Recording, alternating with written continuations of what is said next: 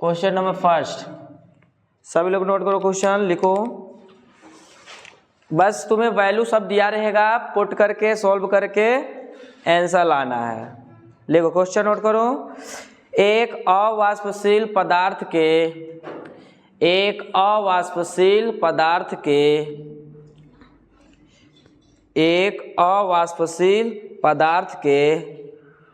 2.5 ग्राम को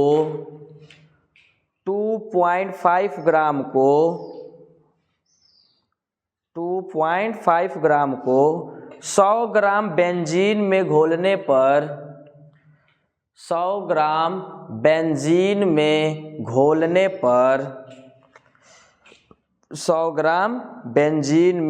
घोलने पर क्वथनांक में 0.4 डिग्री सेल्सियस की वृद्धि हुई। 0.4 डिग्री सेल्सियस की वृद्धि हुई। खड़ी पाई। बेंजीन के लिए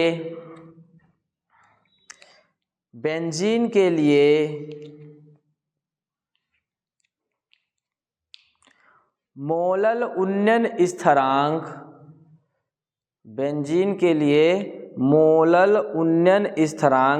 2.67 है। 2.67 है। खड़ी पाई। पदार्थ के अणुभार की गणना कीजिए।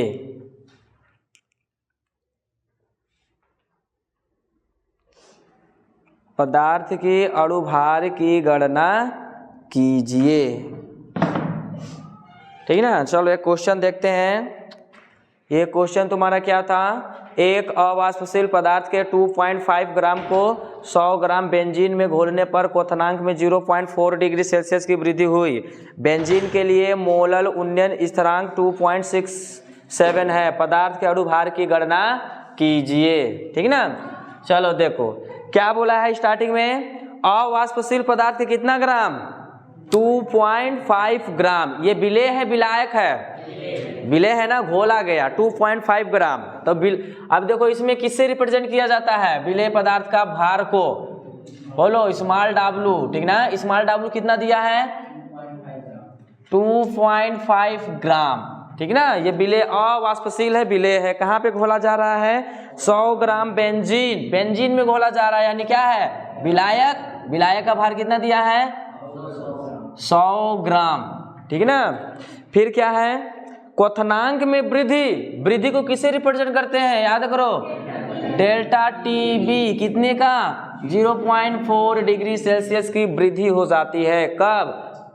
ये अवाष्पशील पदार्थ 2.5 को बेंजीन में घोला जाता है तब। फिर बोला है बेंजीन के लिए मोलल उन्नयन स्थिरांक क्या होता है? हाँ, Kb। ठीक ना। कैपिटल Kb या फिर स्मॉल kb भी लिख सकते हो, कोई दिक्कत नहीं है। ठीक ना। Kb कितना दिया है? 2.67। इसका यूनिट दे दिया है, कोई दिक्कत नहीं। ठीक ना। क्या पूछा है? पदार्थ के अणुभार बोले तो क्या? कैपिटल M का वैल्यू फाइंड करना है। ठीक है ना। देखो चूंकि तुम लोग क्या जानते हो, डेल्टा क्या स्मॉल m ना। हाँ तो हाँ, ये स्मॉल m ही अणुभार ना, पदार्थ का अणुभार निकालना है तो स्मॉल m। ठीक ना। तो डेल्टा टीबी इक्वल क्या होता है? TB equal 1000 into Kb into W by M into capital W। तो तुम्हें चाहिए क्या? तो स्मॉल m यहाँ पर है, ये यहाँ आ जाएगा और डेल्टा टीबी यहाँ चला जाएगा। तो स्मॉल m इक्वल क्या हो जाएगा? 1000 Kb W। फिर ये यहाँ गया, ये यहाँ आएगा delta TB into capital W। हो गया। अब m इक्वल क्या हो जाएगा? फिर m इक्वल क्या हो जाएगा? 1000 अपने आप प्लेस पर इंटू, ठीक है ना, Kb का मान कितना है? 2.67। हाँ, स्मॉल w का मान कितना है? स्मॉल w हाँ 2.5 डिवाइडेड, ठीक है ना, डिवाइडेड डेल्टा टी भी कितना दिया है 0.4 मल्टीप्लाई कैपिटल W 100। ठीक ना। अब देखो इसको सॉल्यूशन करना है, कैसे सॉल्यूशन करना है, ये 00 से 00 क्या हो जाएगा, कट जाएगा, m इक्वल, ठीक ना। अब इसका क्या होगा, 10 से इसका गुणा हो जाएगा 25, तो क्या बचेगा 25 होगा ना। 2.67 डिवाइडेड कितना है 0.4। अब इसका भी 10 से गुणा 10 के गुणा 10 का भाग कर दो, क्या आ जाएगा 25 गुणा 10 का गुणा इसमें होगा कितना हो जाएगा 26.7 डिवाइडेड 4 होगा ना। अब 4 से जो कटने लायक होगा ना उसी को काट दो, ठीक है ना। चलो 25 को ही काटते हैं, ठीक ना। कितना आ जाएगा 24, 1 बचा, दशमलव लगेगा 10, 4 दूना 8, 2 बचा 20, 6.25 मल्टीप्लाई 6.7 m इक्वल क्या हो जाएगा, इसको मल्टीप्लाई करके देख लेना कितना आएगा 166.8825, ठीक ना। कितना आएगा मल्टीप्लाई कर लेना, ठीक ना। वे 166 में अप्रोक्सीमेट आएगा, इसका डायरेक्ट आंसर लिखा 875, ये देखो, ठीक ना। 166.875 यूनिट क्या रहेगा, यूनिट क्या रहेगा, यूनिट बताओ। ये क्या है तुम्हारा अणुभार है ना, तो क्या रहेगा ग्राम पर मोल रहेगा, ठीक है ना। बहुत इजी है, बस तुम्हें सिर्फ क्या करना है कैलकुलेट करना है। अतः क्या पूछा था, पदार्थ का अणुभार कितना आ जाएगा, कितना आ जाएगा 166.875 ग्राम पर मोल, आंसर हो गया, ठीक ना। हो गया। अतः करके लास्ट में लिख लेना तुम लोग, ठीक ना। अतः करके क्या लिखोगे, अतः अवाष्पशील पदार्थ का अवाष्पशील पदार्थ का अणुभार 166.875 ग्राम पर मोल, ठीक ना।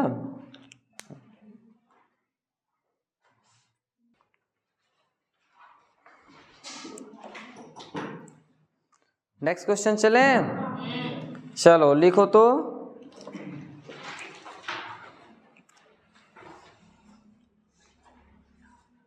देखो एक पात्र में 18 ग्राम ग्लूकोज या फिर ग्लूकोज, एक पात्र में 18 ग्राम ग्लूकोज को 1 किलोग्राम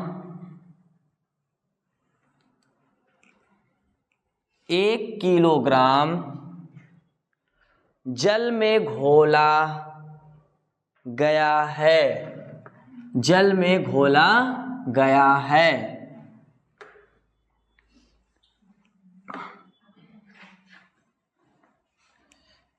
जल में घोला गया है। फिर आगे क्या बोला है, लिखो खड़ी पाई। 1.013 बार ब्रैकेट में 1 ATM, 1.013 बार ब्रैकेट में 1 ATM कर लेना।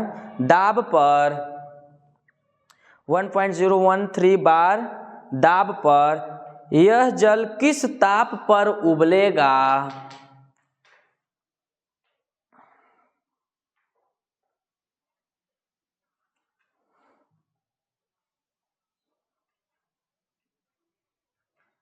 यह जल किस ताप पर उबलेगा। खड़ी पाई। जल के लिए केवी का मान, जल के लिए केवी का मान 0.52 केल्विन केजी मोल इनवर्स। अब इसे ट्राई करो।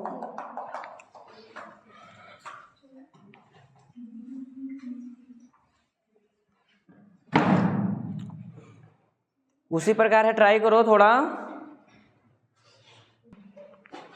चलो देखो क्या दिया है क्वेश्चन में। चलो एक बार पढ़ो क्वेश्चन क्या दिया है। एक पात्र में 18 ग्राम ग्लूकोज को घोला जा रहा है जल में, तो यहाँ पे विलेय कौन है, ग्लूकोज। तो स्मॉल W कितना दे दिया? 18 ग्राम दिया है, ठीक ना। अब ग्राम क्या दिया है? ग्लूकोज। तो ग्लूकोज का हम यम भी तो निकाल सकते हैं, ठीक ना। तो यम क्या है? C6H12O6, ठीक ना। टोटल कितना आ जाएगा? टोटल आगे कैलकुलेट करके देख लेना कितना आएगा। 6 गुणा 12, 6 है कार्बन का 12 गुणा हाइड्रोजन का 1, 6 गुणा ऑक्सीजन का 16 होगा ना। तो टोटल आ जाएगा कितना? 180। कितना आ जाएगा? 180 ग्राम पर मोल आ जाएगा, ठीक ना। फिर कितना? 1 किलोग्राम जल, तो कैपिटल W कितना दे दिया? 1 kg बोले तो 1000 ग्राम दे दिया ना। हाँ, ये 1.013 बार बोले तो वायुमंडल, मतलब कि वही टेम्परेचर, ये नहीं कि पहला बार हम लोग खुला पात्र में हीट किया, दूसरा बार कुछ बंद पात्र में प्रेशर उस समय नहीं, वही 1 atm पर ही इसको ये प्रोसेस करना है। फिर क्या बोल दिया? किस ताप पर, जल किस ताप पर उबलेगा। देखो पहले 18 ग्राम ग्लूकोज को कहाँ डाला गया? जल में। जल में जैसे ही डाला, अब जल का क्वथनांक कितना होता है? 100 डिग्री। वो 100 डिग्री पर उबलता है। और जैसे ही 18 ग्राम ग्लूकोज को डालोगे तो उसका क्वथनांक क्या हो जाएगा? बढ़ जाएगा। तो बढ़ जाएगा तो क्या बन गया? बिलियन। किस ताप पर उबलेगा, ठीक ना। तो क्या पूछा है? टीबी पूछा है। क्या पूछा है? टीबी ने पूछ दिया। जैसे ही बिलियन बनाओगे तो बोला है, फिर देखो 18 ग्राम ग्लूकोज को कहाँ पे घोला गया? जल में। और जैसे ही जल में घुल जाता है तो पूछा है तब कब उबलेगा, यही ना पूछा है। जैसे ही डाल दोगे कहाँ पर? जल में, तो क्या बन गया? बिलियन। तो अब वो कितने ताप पे उबलेगा? तो क्या पूछ दिया है? टीबी ने पूछा है बिलियन किस ताप पर उबलेगा। कौन? ग्लूकोज ना। ग्लूकोज में तुम्हारा क्या है? तुम्हारा वही ना अवाष्पशील पदार्थ सब होते हैं, ठीक ना। जैसे ही उसको डाला गया, ठीक ना, डाला गया तो किस ताप, मतलब उसके बॉइलिंग पॉइंट को क्या कर देगा? बढ़ा देगा। तो बिलियन का ही पूछा है, डेल्टा टीबी। फिर और क्या बोला है? जल के लिए केबी। केबी का मान कितना है? केबी का मान हाँ 0.52, इसको ऐसे ही रहने देना, ठीक है ना। केबी को कोई चेंज मत करना।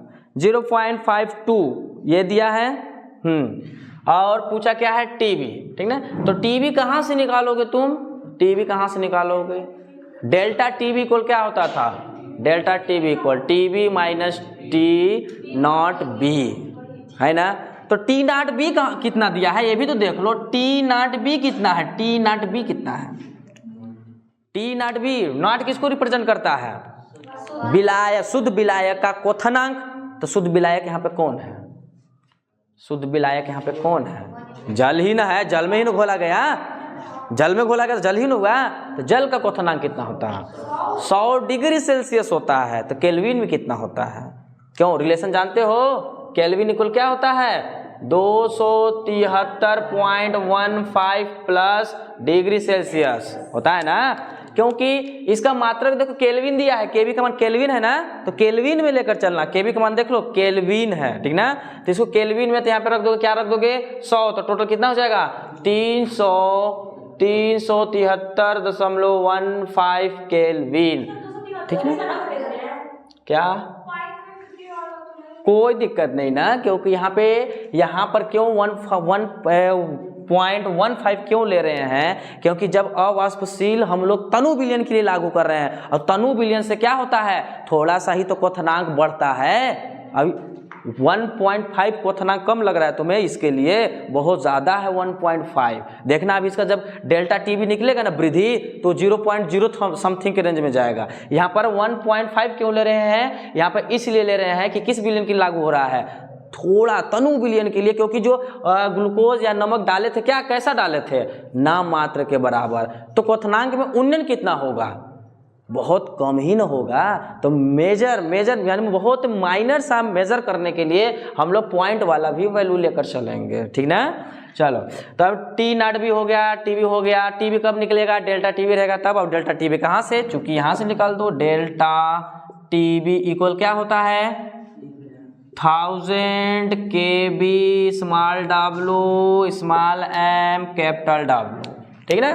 तो डेल्टा टी बी इक्वल क्या हो जाएगा, डेल्टा हाँ कितना है 1000, के बी का मान कितना है मल्टीप्लाई के बी का मान कितना है, के बी कहाँ है यह है ना, हाँ 0.52, स्मॉल डब्ल्यू कितना है 18 डिवाइडेड कैपिटल एम कितना है 180, कैपिटल डब्ल्यू कितना है 1000 है ना। हाँ 1000 से 1000 का हो गया कट गया, ये 18 से भी 18 का हो जाएगा, तो डेल्टा टी बी इक्वल क्या आ गया देखो 0.52 था ना, यहाँ पे एक जीरो बचा है तो कितना हो जाएगा 0.052। देख लो कितने का वृद्धि हुआ, कितने का वृद्धि हुआ, देखो देखो 0.052 केल्विन, देखो बहुत छोटा यूनिट है कि नहीं, 0.052 केल्विन क्या हुआ वृद्धि हो गया, क्या हो गया वृद्धि। पहले कितने पे उबलता था जल 100 डिग्री, अब उसके जैसे ही हम लोग क्या डाल दिए 18 ग्राम ग्लूकोज डाल दिए तो कितना क्वथनांक बढ़ गया 0.052 वृद्धि हुआ।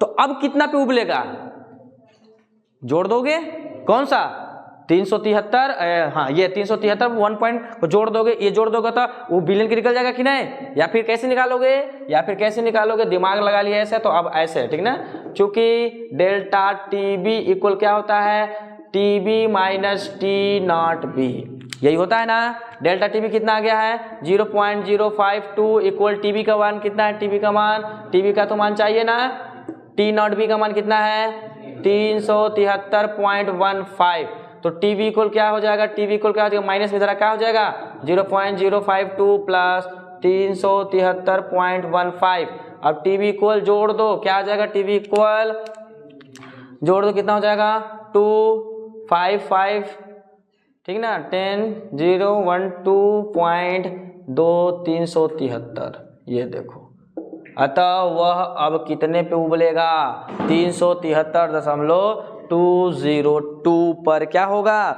बॉयल होगा, ठीक है ना, हाँ सही है केल्विन ना, ये केल्विन रहेगा ना। अतः अब वह जल कितने पे उबलेगा 373.202। यह क्वेश्चन समझ में आया कैसे लगा, देखो 18 ग्राम क्या था ग्लूकोज, कहाँ पे डाला गया जल में, जल पहले कितना पे उबलता है 100 डिग्री सेल्सियस, बोले तो कितना 373 ना, 373.15 केल्विन पर उबलता है।